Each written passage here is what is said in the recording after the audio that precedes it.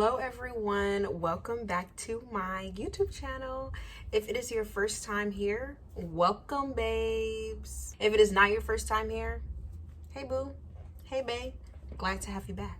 Okay, so I actually filmed another YouTube video just before this one, so that's kind of why I have my makeup on. I put my makeup on in that video. This is not going to be a regular occurrence, so don't get used to it. But today I'm going to be talking about why I quit my job in corporate America. Okay, this has been the number one question I've been asked. Ever since I mentioned it in my first video, people have been just bombarding me. And I mean, not in the comments, but more so in my life. Like, why did you quit your job in corporate America? And I'm like, I want to link this video so y'all can just watch this video. And then that way, I don't have to talk about it and relive trauma. Okay, great. I had a job that I got during the pandemic, and I'm very blessed to have gotten a job during the pandemic. I'm very thankful that I was able to be employed and make money during the pandemic because I realized so many people did not have the option.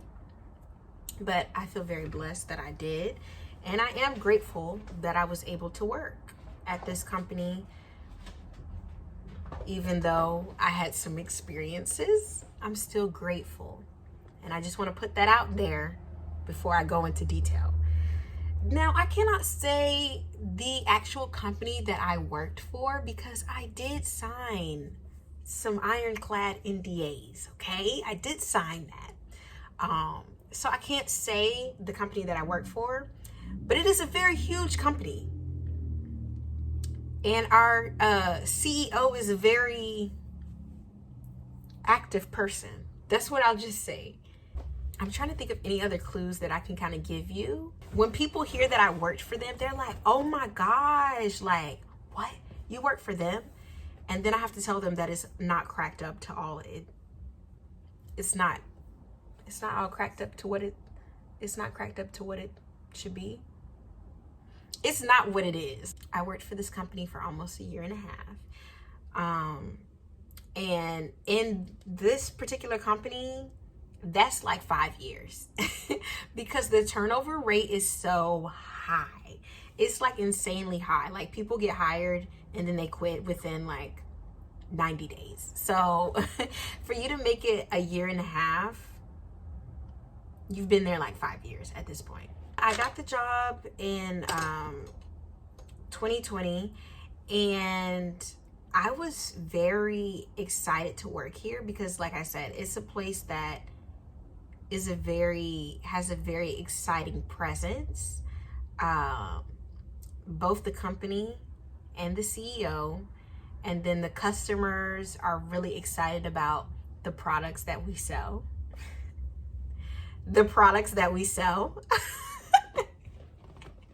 I'm trying to give you stuff that you need. Say ooh. Say ooh. I'm gonna list this video into like my top 5 reasons for leaving my position. I like to say that I retired from the position, not that I quit, but I quit.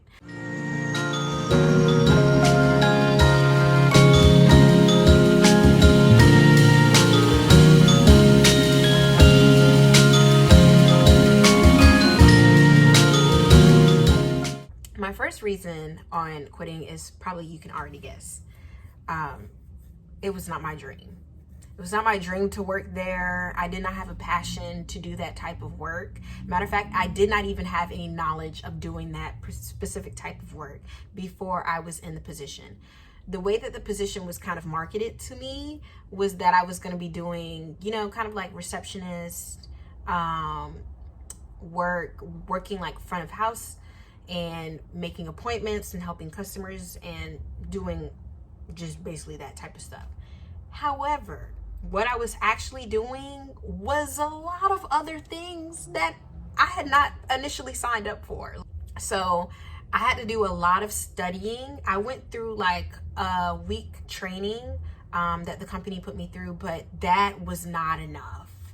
That was not even nearly enough training to get you through the position.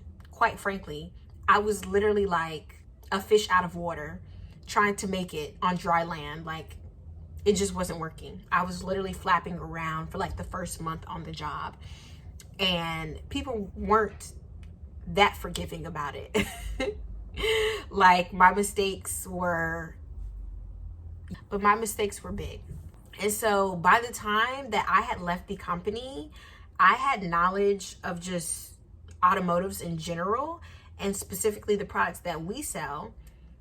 I was jumping cars. Like, if you don't know what jumping cars is, it's like when a car is dead, when the battery goes out, you can't drive the car anymore, obviously. So you need to jump the car to get it jump started before you can replace the battery, or else, you know, you're stuck. I would be jumping cars in the rain.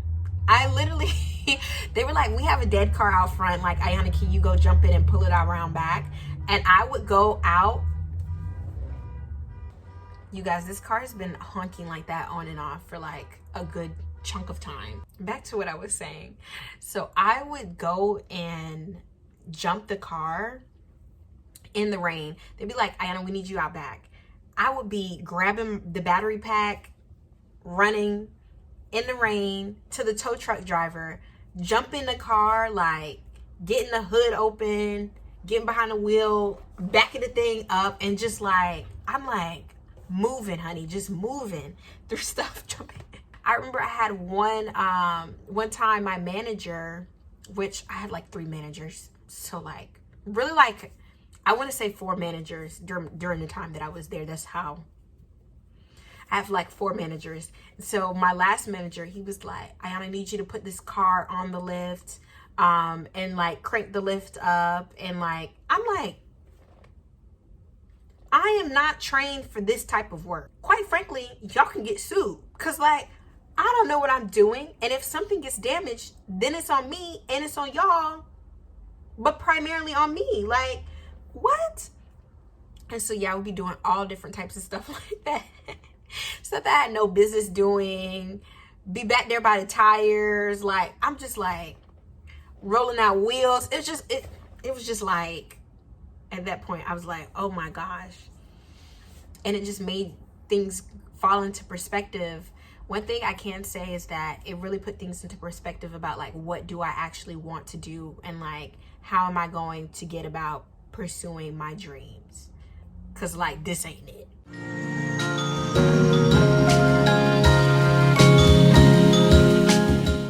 The second reason why I had to leave that position is because of the work hours.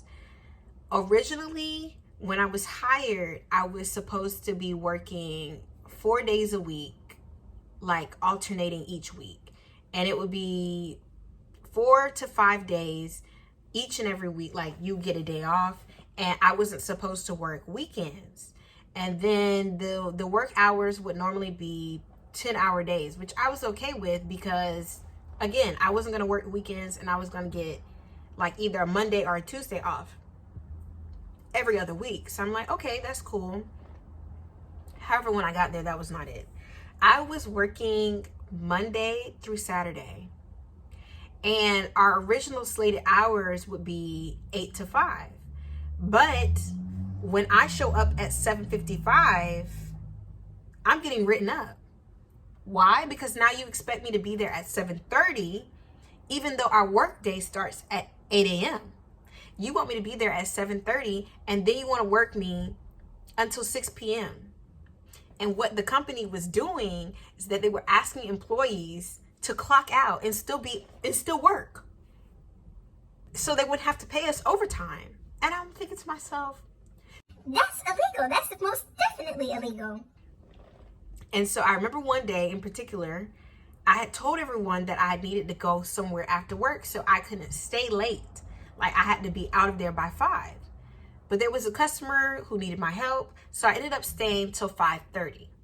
I clock out at 5:30. I come back the next Monday, because that was on a Friday, and my manager talks to me, and he's like, Yeah, I saw that you clocked out early on Friday. had to work on Saturday as well. So I'm like, what? Like, he's like, you didn't finish your work on Friday. And I'm like, what are you talking about? My customer left. I did all of my paperwork. And one thing about it is, like, my front of house team, like, we were truly a team. Like, if we knew somebody had something to do after work, we'd be like, okay, like, I'll handle that for you, or you handle that for me. So my partner that was up front with me, he was like, oh, just go. You already told me that you needed to go somewhere. I'll just finish closing out the rest of these tickets. And I said, you sure? And he was like, yeah, that's fine with me. And so I'm like, okay, whatever he don't finish on Friday, I'm going to finish on Saturday because I'm coming in on Saturday anyways. So he's like, on Monday, he's like telling me all this stuff. And I'm like, huh? I said, did the paperwork not get finished? And he's like, no, so-and-so finished the paperwork. And so I'm like, what? And so he's like, yeah, but it was your responsibility. And I'm like, do you realize how many times that other people want to leave, including yourself? Other people want to leave and I stay back and do the work?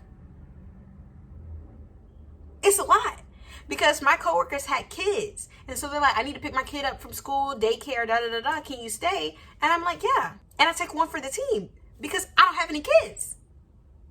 So I'm confused. Like, this one time that I told everyone that I had to leave and I still stayed late. Because again, work is over at 5 p.m. but I still stayed till 5:30. I don't really understand what the issue is.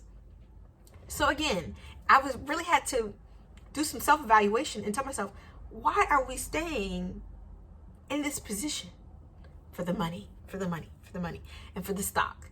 Okay, because the company did give you so-and-so amount of stock, you know, as you were, the longer that you stayed with the company. But what I will say is that on Saturdays, like, it wasn't a question of if you were going to work. It was mandatory overtime. And so, yeah, you were getting paid overtime, but I would just rather not work on Saturdays and just receive my regular pay. Like, because Saturdays would be the hardest. It would only be one person working. So most Saturdays I work by myself. Occasionally 2 people would work on Saturdays. It was just a hard time.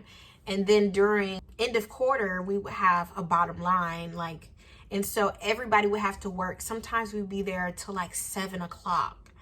And this is 2 hours after work is supposed to end. And I guess you guys are like, oh, that's normal.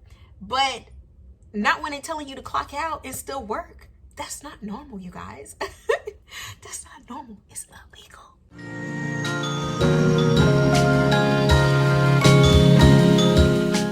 The third reason why I decided that I just couldn't stay with the company anymore is because they just lack customer service.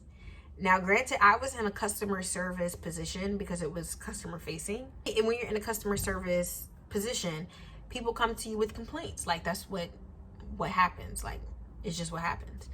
And then you have a way of resolving those complaints. You have steps that you go through, that the company goes through, where, you know, you reach customer resolution. Not with this company. There was essentially like no customer resolution. It was just like, you get what you get and you don't throw a fit. Like, everything was just chaotic. If a customer wanted to make a complaint, it like began and ended with me because it seemed like nobody else cared. I would sometimes refer them to like help numbers and they would tell me like that does nothing. And I'm like, that's crazy, because that's what they told me to tell y'all. So it's just really a circle to get the customer tired, and then they just give up. And that sucks, because then the problem is never resolved.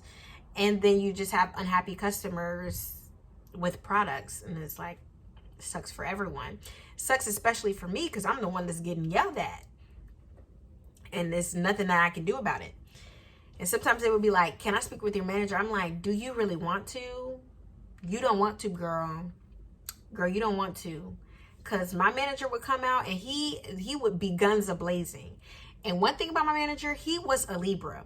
And a Libra through and through, okay? Any type of energy you initially had, he was matching it. Key for key, key for key. And it's like, you can't do that with conflict resolution. I'm learning this from my RA days. When people start getting rowdy and yelling, I would normally start whispering, okay? Because I'm telling you, you have to lower your voice to hear what I'm saying. And that's kind of how I work the situation down. You don't yell when they yell and get loud when they get loud and get rowdy when they get rowdy, because then you got two rowdy people in the office and everybody's like, okay, I'm calling corporate on you. And he like, call them. Because it's not going to do anything. And he knows that. That was horrible. And it kind of sucked because it makes you feel kind of helpless because you can't help anyone. And they're coming to you with all these issues and you just couldn't help them.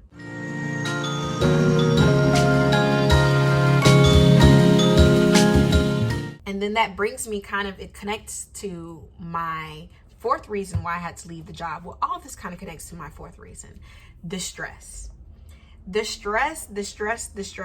I cannot stress how stressful this position was. Because essentially it involved a lot of lying.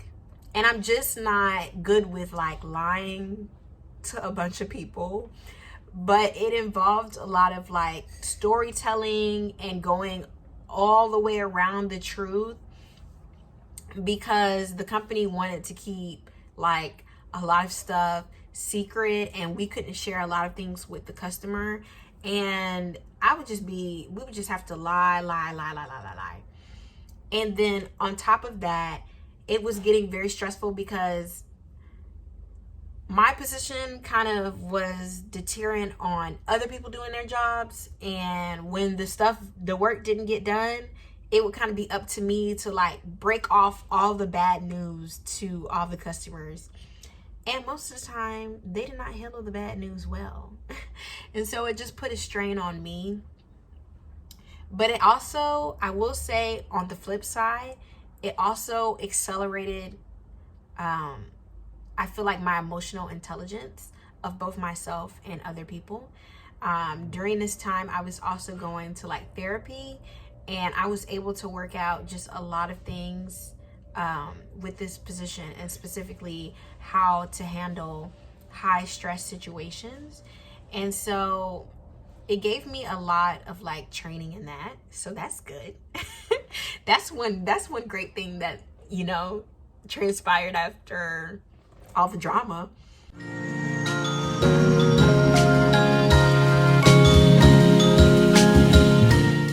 And then, so this brings us to our fifth reason, which is probably the biggest reason that I end up leaving the position. And that was just blatant racism and sexism. During my time there, I want to say there was 3 people in my department that were Black. And then it dwindled down to 2 people. So it was 2 people for most of my time that I was with the company. 2 people that were Black. And then when I first started, it was 3 women. However, you know, my last stint there, I want to say my last 5 months, it was 1 woman, me. So I was the only Black woman. And there was only 2 Black people, and there was only 1 woman. So in the entire office, in my entire department, I was the only Black woman. And on top of that, I was working front of house. So I'm making direct contact with essentially everyone who comes into the space and everyone who works at the space. And I can say that it was one of the first times in my life that I distinctly faced racism and sexism, like blatantly. Most of the time that I've had like racist situations or faced racism, it's kind of been like backhanded, you know, microaggressions. But this was just in my face. Like, it was something that I just couldn't ignore. I remember one day in particular, one of my coworkers, they had to leave to pick up their kids, and they were like, can you close out this ticket? Now, this guy wasn't my customer, but I was like, okay, you know, you need to go, so obviously I can stay late and close it out. And so I informed the customer that I would be taking over for my coworker, and they were like, okay. And my coworker had already told me, like, this guy is one cranky guy. The customer service is finished. And I let them know, we close out the ticket, and I lock up. I'm locking all the doors, And I start with the front door, so I lock the front door. I go around back. I'm locking the back doors. And I'm going back up front to essentially get my stuff and leave. So I'm cutting off the lights, checking everything, making sure everything's, you know, good to be locked up. And I see him standing at the door. And I'm like, okay, like, what's going on? Because service just finished. Like, I'm like, is something already wrong with what happened? And so I go up to the door and I'm like, hey, what's going on? He's like, something's wrong. And I'm like, okay. So he shows me a problem, right? He shows me that he has a nail in his tire. And I'm like, okay, well, you know, nothing that I can do about that because all the people that could fix that are gone. Like, they just left. And so I let him know as much. And I tell him, you know, I give him some options. I say, you can leave the car here. I can give you money to get an Uber and you can Uber home.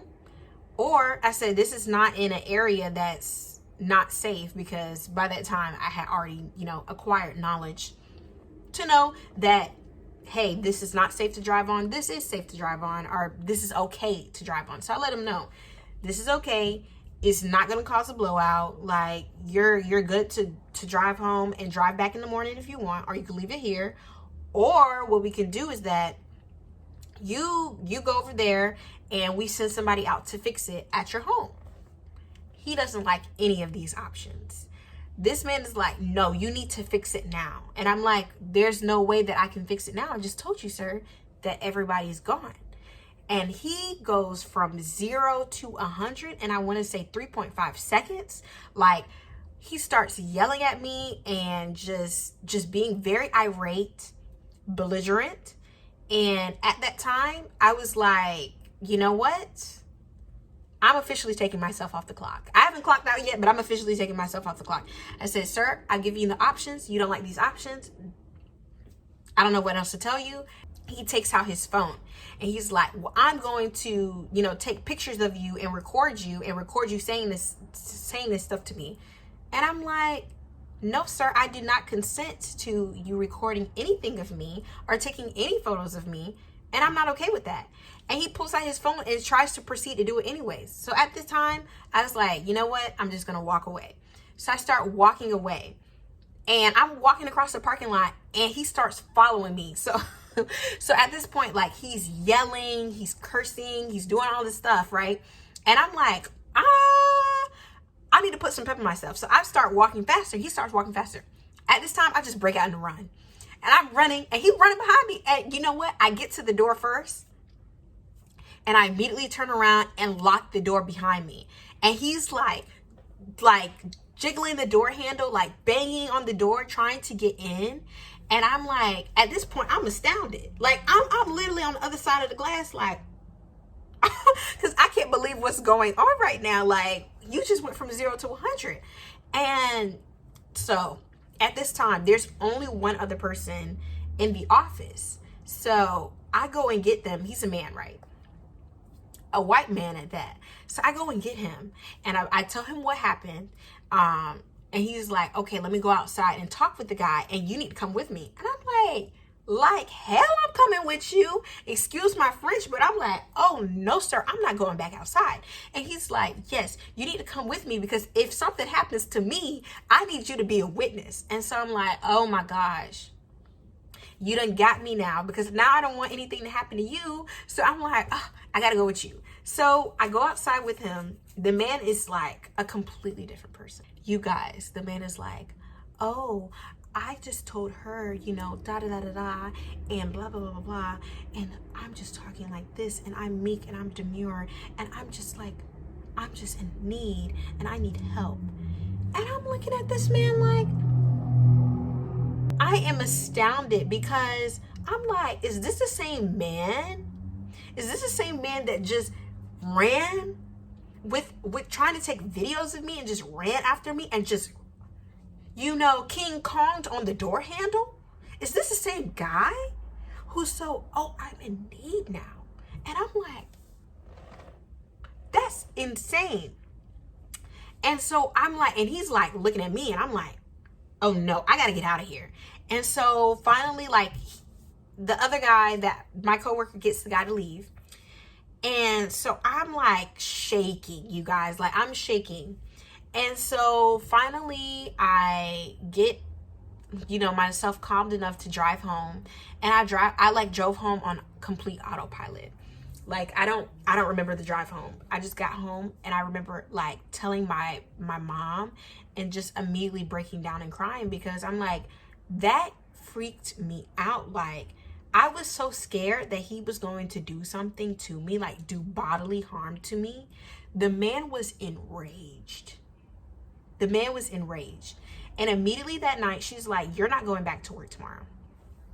So I wrote my manager a letter and I basically explained all of the stuff that had happened. And he was like, I'm not coming to work tomorrow.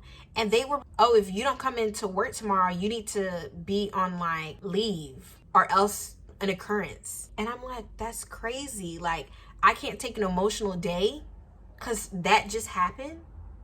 Because like, if I really wanted to hold you guys responsible, I could. But I'm just letting you know that I need an emotional day and I can't take that. So you know what I did? I did file for leave and I got approved. And so I ended up taking a month. I didn't come back for a month after that. I didn't come back for a month. And then from there on, I worked like 8 more months after that. And then before I left. But when I tell you, that shook me. And ever since then, when there would be like an irate customer, my team, like my front of house team, they had already knew, like, I loved my front of house team. Let me just say that. They were real troopers. They were real ones. Because they would know if somebody starts yelling in there that would just trigger flashbacks for me. They'd be like, I gotta go in the back. Like, let me handle this. I gotta go in the back. And I'm like, wow, y'all were really looking out for me. But from then on, I was like, the company just wasn't the same in my eyes, because they don't protect their employees and they don't care about their customers. So I was just like, wow. What I will say, my manager at the time was like, I just think it was a misunderstanding. Like, I talked to the customer and he didn't see like what you saw. And I'm like, of course he didn't see what I saw. And of course you didn't see what I saw either, because you weren't there. Like, come on now. And of course he's saying something different, like, because he's going to paint himself as the good guy. I'm just like, wow. I was so astounded how the situation was handled. But I'm very glad that I made it through. But that was the first time in my life that I ever faced like racism and blatant sexism in my face. I would watch my male coworkers tell customers things, and I would say the same thing to them and they would be like, no, I don't believe you. I'm like, what? And I remember one time I was training another coworker. Like, they just had started working there. And I was telling the customer information and he was like, oh, is that right? And he looked at my customer like, is she telling the truth? And he was like, I don't know. It's only my 3rd day here. And I'm like, why are you assuming that because he's white and he's male that he knows more than I do when I've been here for a year? I remember at times, like, I would tell an irate customer one thing and they would just be so unhappy. And I would get one of my coworkers from the back to come in and like tell them the same thing. And because they were white and they were male, they would just assume that they were a manager. We never addressed them as a manager. He never came out and said like, hey, I'm the manager. He would just come out and be like, oh yeah, this is da da da da. And it'd be like, oh my gosh, really? Thank you so much for telling me that. And I would just stand there and I'm like, you look real stupid. You look real stupid.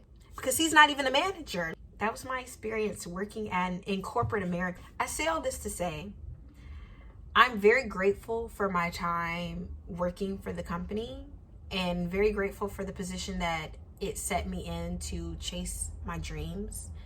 But they need to do some work. Like, not only this company as a whole, but corporate America in general.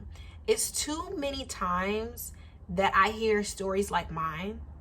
But I am thankful to God that I made it through, and only by his grace am I here today to live to tell the tale. And have a smile on my face about it, because it is a part of my journey and it is something that happened to me. And even though at times. It was awful. Still grateful for it. So yeah, thank you guys so much for tuning in. Don't forget to like, comment, and subscribe to the channel. Okay, because guess what? We're being consistent, right? We've got videos coming each week, right?